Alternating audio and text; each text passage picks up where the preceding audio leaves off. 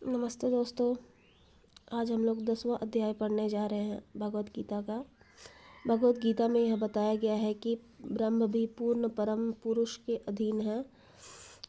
ब्रह्मणि प्रतिष्ठाढ़ ब्रह्म सूत्र में ब्रह्म की विशद व्याख्या सूर्य की किरणों के रूप में की गई है।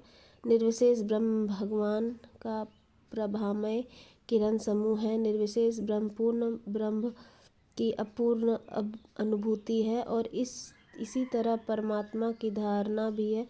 15वें अध्याय में यह देखा जाएगा कि भगवान पुरुषोत्तम निर्विशेष ब्रह्म तथा परमात्मा के आंशिक अनुभूति से बढ़कर है। भगवान को सच्चिदानंद विग्रह कहा जाता है। ब्रह्म संहिता का शुभारंभ इसी प्रकार से होता है।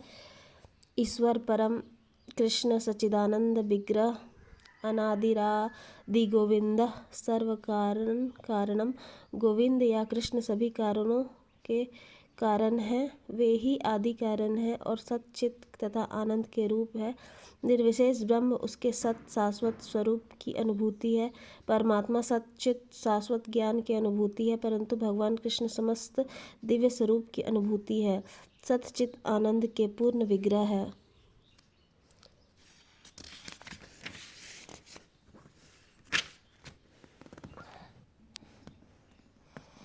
अल्पज्ञानी लोग परम सत्य को निर्विशेष मानते हैं क्योंकि वे ही है दिव्य पुरुष और इसकी पुष्टि समस्त वैदिक ग्रंथों में हुई है। मृत्यो नित्याना चेतनस्य चेतनानाम। जिस प्रकार हम सभी जीव हैं और हम सबकी अपनी अपनी व्यष्टि सत्ता है, उसी प्रकार परम सत्य भी अनंत व्यक्ति है और भगवान की अनुभूति उसके पूर्ण स्वरूप में समस्त दिव्य लक्षणों की ही अनुभूति है। यह पूर्णता रूप विहीन निराकार नहीं है। यदि वह निराकार है या किसी अन्य वस्तु से घटकर है तो वह पूर्ण नहीं हो सकता। जो पूर्ण है उसे हमारे लिए अनुभव गम्य तथा अनुभवातीत हर वस्तुओं से युक्त होना चाहिए, अन्यथा वह पूर्ण कैसे हो सकता है।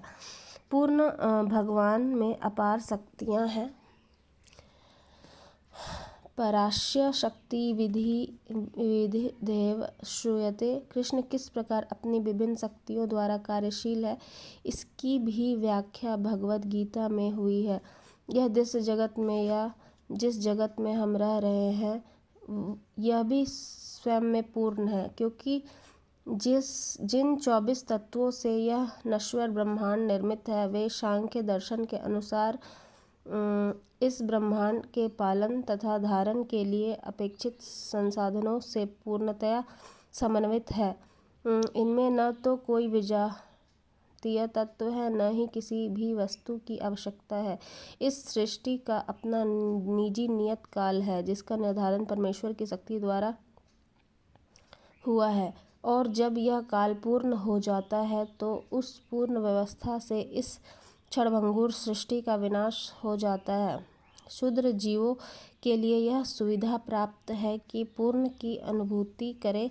जिस प्रकार अनुपूर्णताओं का अनुभव पूर्ण विषयक ज्ञान की अपूर्णता के कारण है, इस प्रकार भगवद गीता में वैदिक विद्या का पूर्ण ज्ञान पाया जाता है।